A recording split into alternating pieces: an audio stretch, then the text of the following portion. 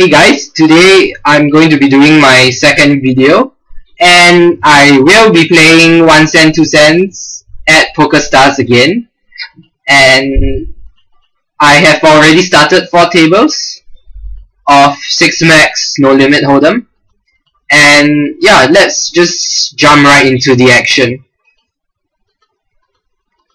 So I have bought in for 240, just a random amount. That's 120 big blinds. And at all my tables, I think most of them are just passive and playing suboptimally in general. So yeah, let's see whether we can find any interesting hands. 9-8 offsuit. It's probably within the top 50 to 60% of hands, and this guy is presumably a passive player, so I think I can raise it and make a profit by stealing the blinds. And he folds, so that's a great result. 9-6 offsuit, no potential at all, I should just fold. 7-9 suited, I guess I could raise or I could check. They are both kind of short, so that makes me more inclined to check. If they had more money behind, I would probably raise. And I do have a gut shot, but this board is rather coordinated, so I don't really expect both of them to fall on this board. So I'm just giving up here, and I hope to take a free cut and hit an 8. So this guy showed weakness, and this guy checked pretty quickly as well. So now I think both of them are likely to be giving up. The bad thing though is that the turn brings a diamond, which means that they may be calling me with something like the queen or the king of diamond, but I will just take a step anyway. With pocket jacks, I'm just going to raise it up to 3.5 big blinds, and it folds pretty quickly, which is not unexpected. I guess I expected them to fall very quickly because they have given off signs of weaknesses by checking so many times, and also the speed at which they chose to check. If they had a strong hand, they would probably take more time to consider betting themselves. So here, I-Jack Queen offsuit is definitely ahead of the range of hands he's limping with, so I'm just going to raise for value. Here, 9-10 offsuit, I could call, I could re-raise, or I could fold. And here I'll just bet big for value. Here I think I can just call. This is a pretty decent flop for me. I've middle pair and an open-ender, so I'm not folding. As for this hand, I am going to check and fold. He either hit his flush or hit a straight, or he probably has some sort of 2 pair. If he has a hand like ace-10, he's probably not betting. And here I'm just going to bet half pot and hope he folds. Here I'm calling. Raising doesn't really achieve much, and here I'm folding. Here I'm checking to fold again. I expect to lose pretty often, but here he might have a hand like ace-10 which checks down. Here he bets so small, I think I can raise for value. And here I get raised with nothing. I'm just going to fold. I think he might easily have a hand like 2 pair or a set, or maybe a hand like aces. So question is, how big of a bet would he call with such hands? I think I cannot bet too big. I don't really know how bad he is. If I think he's a very horrible player who hates folding, then I would bet bigger, but I think just a half pot bet would make him make a crying call. I probably have the best hand given the action.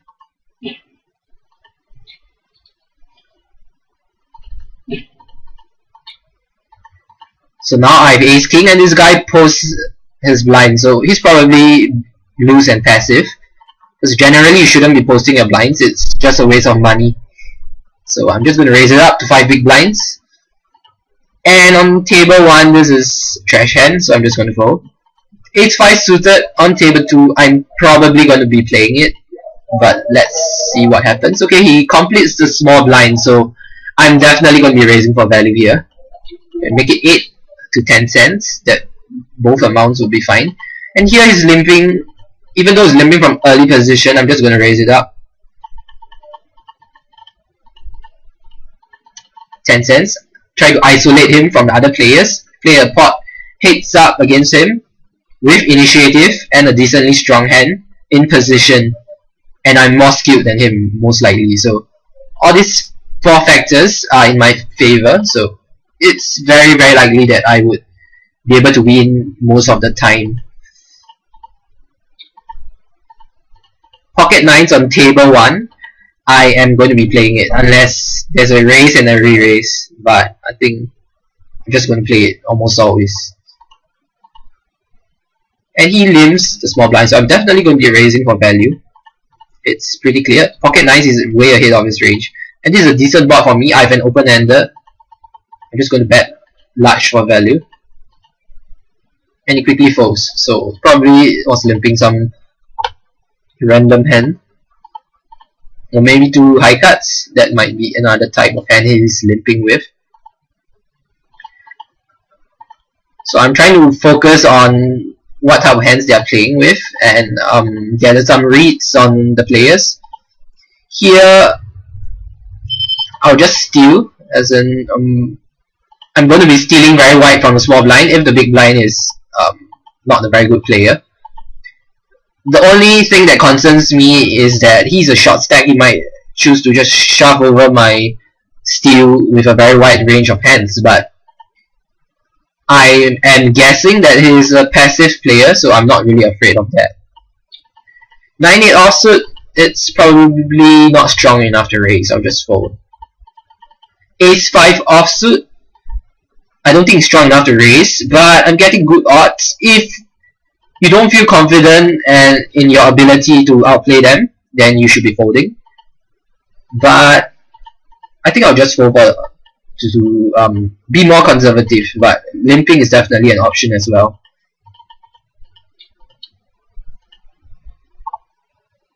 Queen 4 suited here. He is a half stack. He only has 50 big blinds, so I don't really like to raise him with such a weak hand. If he had more money, I wouldn't mind doing it.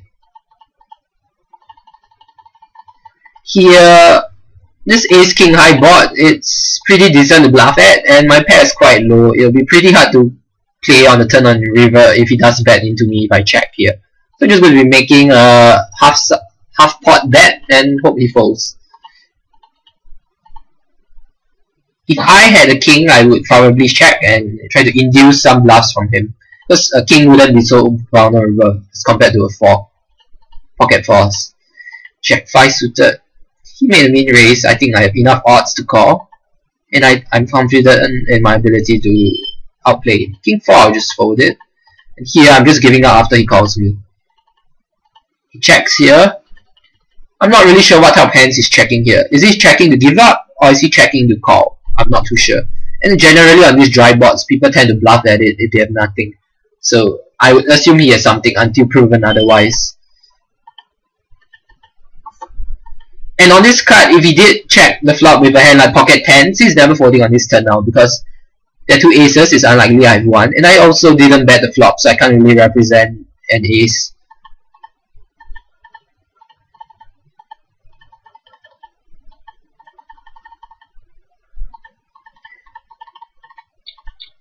So he steals from the small blind with queen 4 and check down. So I think next time he checks, I would take a stab at the flop, because he's checking with nothing. So I'll mark him in green. I think he's passive. And 9-7, it's good enough to steal against a bad player. Here, pocket 4s, I don't really like to limp behind. I rather raise it up and seize the initiative. I can also build the pot up, and if I do hit my set, it is easier to get my stacks in. When he re-raises me, I have to call 12 cents more, and he only has 120 more, so I cannot try to set mine profitably. I also don't really know how he plays, so this is an easy fold. If he had more money, like maybe 240, I might be able to call.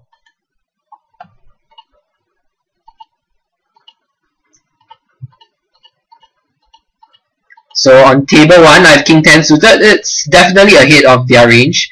I just want to raise to 10 cents. I don't want to raise too big because they have the stack size where they can just shove over my raise with a wide range of hands. So I think I'll just make it slightly smaller. And when I have a flush draw, I'm going to be betting the flop and shoving the turn. I have 2 overcards and a flush draw, which is a pretty strong hand.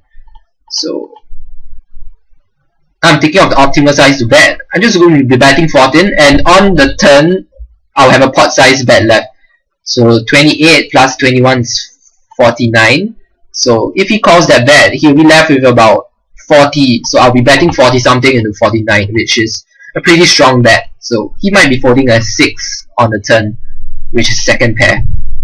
7-8 again, it's not a very strong hand, but I assume players at this stakes are not very good, so I'll raise it. Jack 8 suited, it's a suited 2 gapper. I can raise, I can call. If I know he's giving up a lot on the flop or pre-flop, I would raise, but I think I can just call. Both are fine. I haven't really paid much attention to this guy so far. 7-10, I think I would just fold it. Raising might be an option because both of them are not very tough players. And here the board is pretty dry. I don't think they connect with it very often, so I'll just take a step.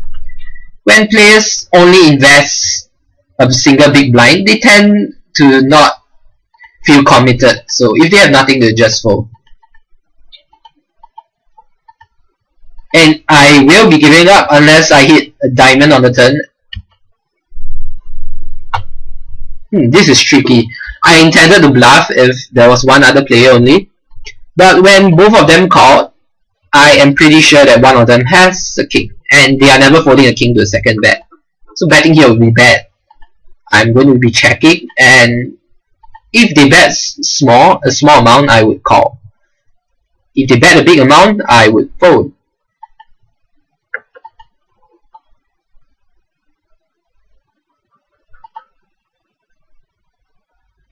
So they may have a king. It's not that likely they have a king, but they might easily have an ace. And I'm out of position. I'm not too sure how strong both of them are. This is the disadvantage of being out of position. I can't really define their hand range well, so I think I'll just give up at this point in time. They might even call the flop with a gut shot like ace 4 or ace 5, or even 4-5, and all these hands are improved by the ace, so it's not really a good card to bluff at.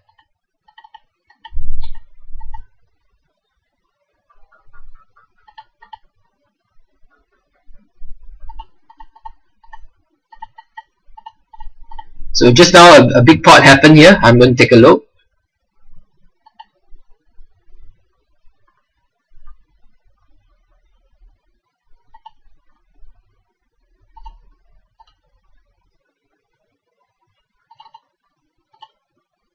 Here I'm just going to be betting for value. I can get value from any 6, any 7, maybe a hand like pocket 8s, pocket 9s. And given that they seem to be loose and passive, they're going to be calling me with a lot of crappy hands.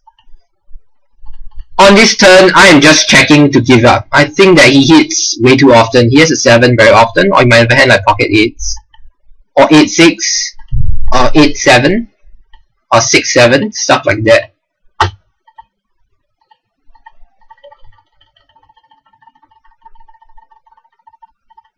So this guy calls a 3-bet with ace-jack.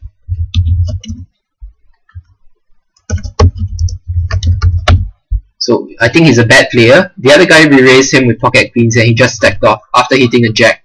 This is why calling 3-bets with dominated hands is not really a good idea, because you frequently get into such spots where even if you do hit top pair, you are often dominated by an overpair or a pair with a higher kicker. But in that case, he got lucky. Ace-5 offsuit is probably within the top 40 to 50% of hands, and that is not strong enough to raise from the cutoff, so I am going to be folding right here. Here in the 4-way pot, with absolutely no potential, I'm just going to be folding.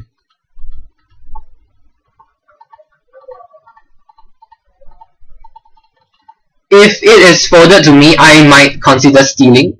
Queen 6 offsuit is probably within the top 65 to 70% of hands.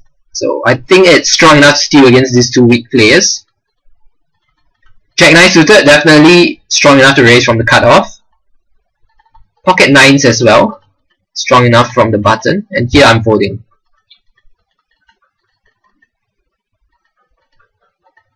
And this guy re-raised me.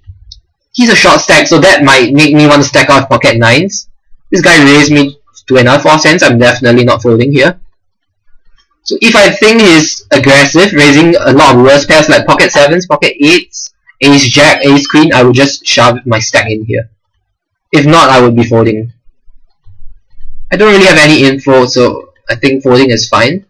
If he had $2, I might call. Just to see a flop, because I could try to hit the set.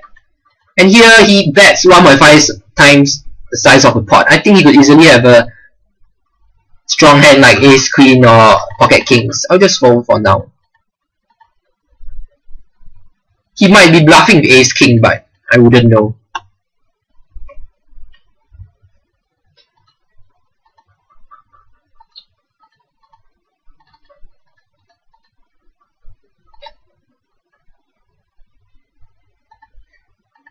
So here I raise and he called. I'm just going to make a half pot bet and hope he folds.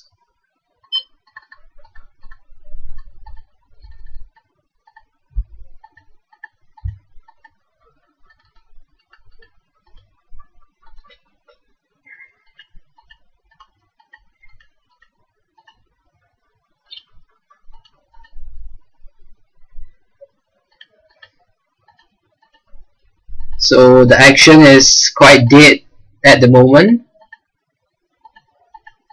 10-7 offsuit, it's probably within the bottom 10 to 15% of hands. I am not going to raise it. I could actually, but I think it's just better to play tighter, especially when you don't have any information about them. Here king 5 suited. It could be a fold, it could be a raise, it could be a call. I'm still not sure how tight this guy is, but I think I can just call. Calling is definitely not wrong if I'm not going to be making big blunders post flop. And he raises it, so I can't call. 10-7, I'm still folding it even against a min raise. I think that players at this stake. Okay, king jack. I'm out of position and my hand is going to be dominated by its raising range and I don't have the initiative, so I'm just going to be folding. This is often a trouble hand, so you should just fold it. He will have ace jack, king queen, and ace king pretty often, so he's not going to be having king 10 or king 9 or jack 9, jack 10, queen jack all that often. So I'm just better off folding. And with him having the advantage of position, initiative, and probably card strength, I think I can't really defend my hand profitably in that spot. Here, I don't really like to bluff at this board because he's never folding a pair and he's never folding an ace. So the only group of hands that I get to throw out is hands like 9-8 or maybe some other lower broadways without an ace, which I think is not such a huge part of his range, so I'm just going to be folding.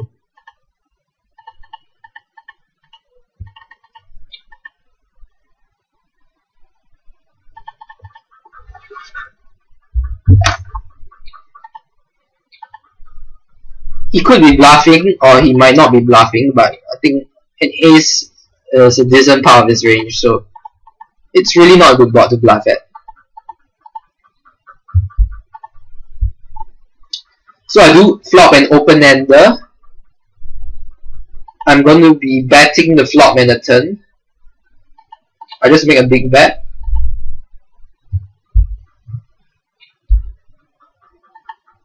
Ace 4 offsuit. It's a hand that is only strong enough on the button and maybe the small blind. I'm never raising it from other positions. King 9 offsuit. Only in special circumstances would I raise it, if like one of the blinds or both of the blinds are really terrible. But I think in general you should just be folding this hand in this position. Here he only has 20 big blinds. I think I'll just shove it.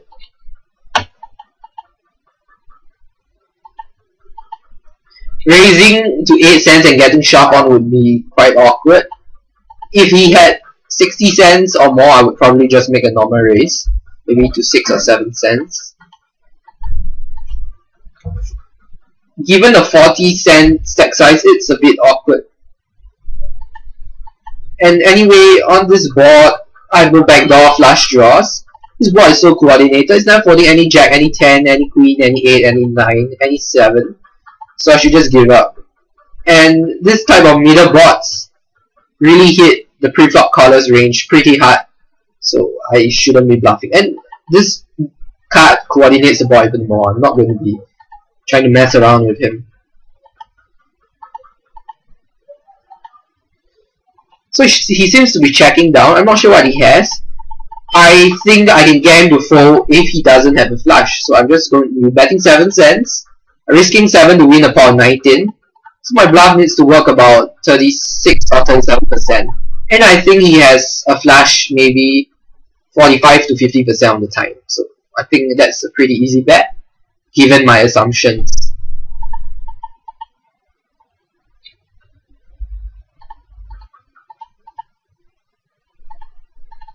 Ace 3 suited, it's strong enough to raise, I would think.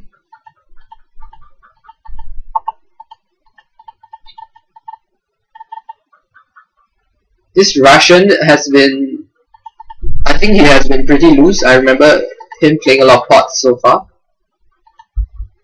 So I'll just start assuming he's a loose player. 8-7 is not really a good hand, so I'll just fold it. And I think the likelihood of one of them having an ace is pretty high. I'll just bet big for value. I do not need to play balance. I think both of them are not very good players, so I'll just bet big with my stronger hands. And they are probably not calling with a hand worse than an ace anyway. So I just want to be betting big for value. They both fold pretty quickly, so I doubt they have an ace.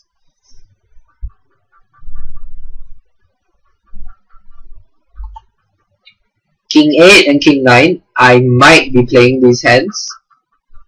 I don't think I'll be raising an under the gun limper because players who limp from under the gun tend to have something to re-raise with more frequently. Because their mentality is that there are 5 other players acting behind them. So there's a higher chance that they get a raise behind them and they get to come over the top. This guy has been limping again. I'll just start raising him non-stop now. Here he bets into us. I don't really have much room to do anything with him. I'll just fold. Here he makes a main raise and he checks. I do have a 6. I have a backdoor flush draw. I think I do have a bit of showdown value. I might be able to beat a hand like Ace Jack or Ace 10. So I just check it down.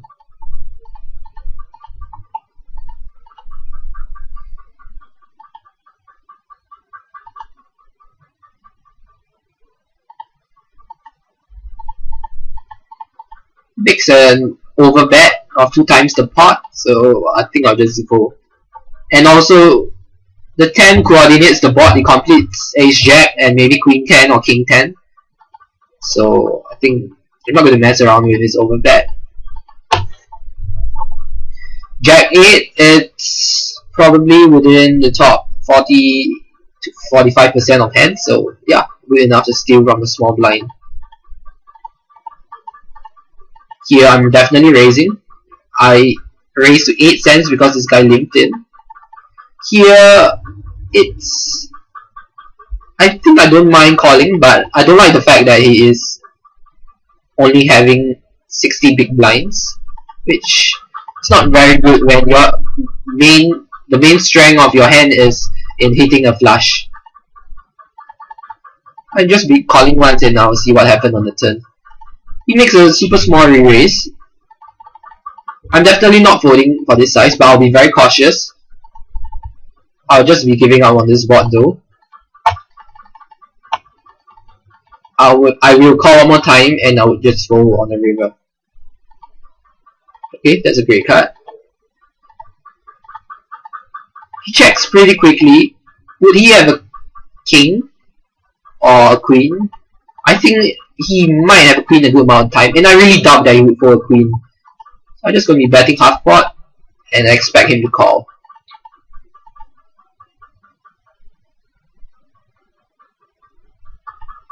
He folds, so would he fold a queen? I'm not too sure.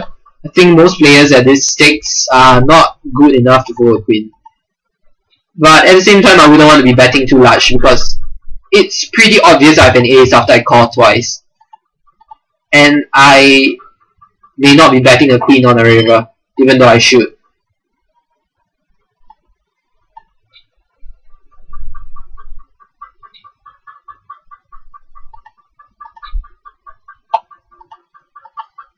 Two five suited. I may play it, although it's kind of weak. Okay, after this guy raises, I'm just gonna fold. I do hit a flush draw though, which is a bit of a pity, but you will not know whether you would connect with the flop or not. So it's not really good to be results oriented. I mean, I might have hit the flush now, but who knows.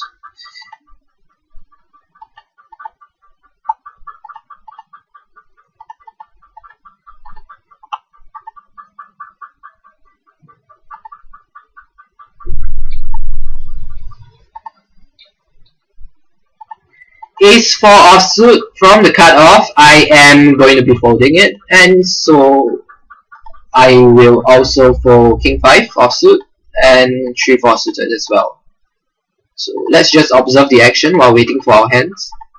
Pocket sixes, so let's see whether he has been playing very passive and whether he has been trying to trap with his hand.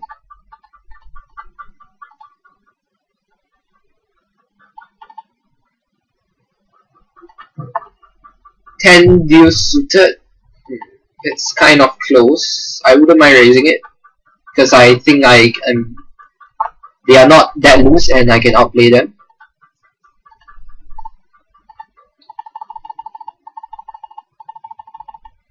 So firstly he raises with pocket sixes.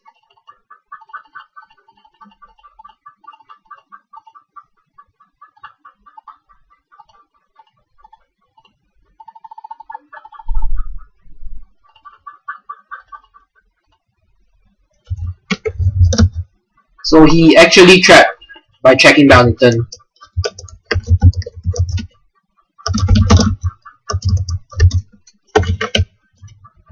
Which may not be best, but if he thinks that the other guy has nothing, like in this case, then it might be a fine play. Because he doesn't really represent much by checking the turn and then raising the river. Maybe he's representing a tree, but it's pretty evident that the other guy is a bad player. He makes random dong bets.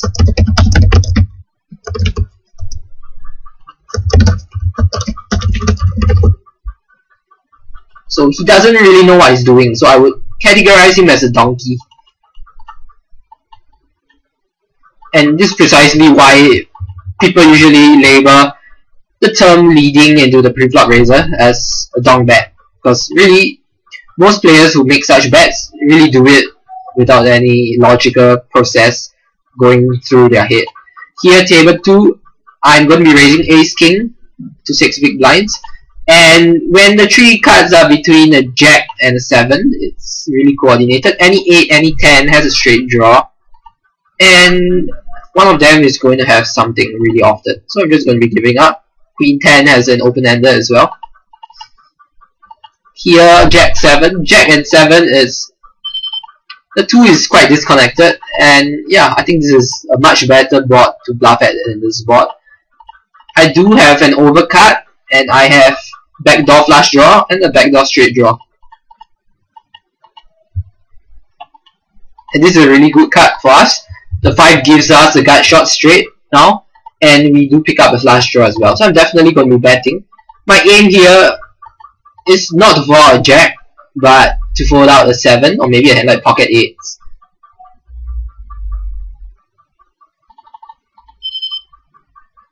I just bet big to commit myself in case he shoves over the top with the jack. Because I'm committed now, I'm never folding. after I put in so much money with my draw. And I would only have to call 50 cents more if he does shove, so I would be getting the right odds to call. Against a random jack, I probably have around 30% to make my hand.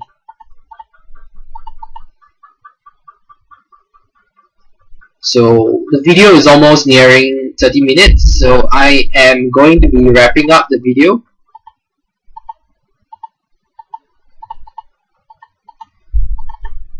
So I'll just start sitting out at the tables. And yeah, so actually made these videos with the purpose of helping to promote my book, The Art of Poker. So it's a book which takes the reader through every street and provides a proper mental framework to think through the hands. So it starts from pre-flop. So I will be discussing the various factors to consider while playing pre-flop.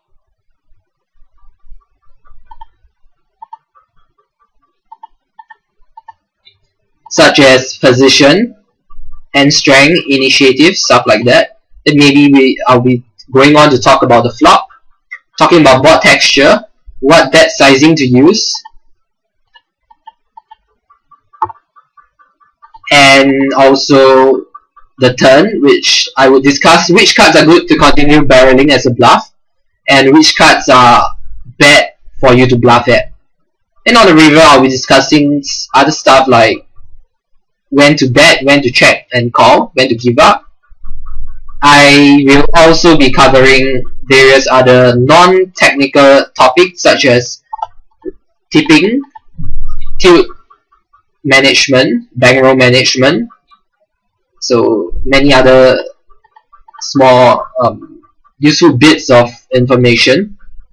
So yeah, my book is also filled with many colorful illustrations. I am not a professional artist, but I do enjoy doodling, so the images are not that refined, but I guess they'll do. And yeah, so they are also filled with many examples, quiz questions to aid in the learning process, and also there's a chapter summary after each chapter to help the reader to digest the information better. So this is Galvin making another video.